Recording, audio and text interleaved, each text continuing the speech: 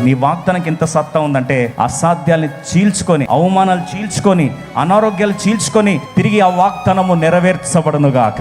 కన్నీళ్ళే కీర్తనలాయే, గాయాలే గానాలాయే, కాచినావు కాపాడెదవు, మోసినావు మోయుదు మారని ఎల్రోయ్, నన్ను చూచే దేవుడు నా దగ్గర ఉన్నాడు. మా కృతజ్ఞత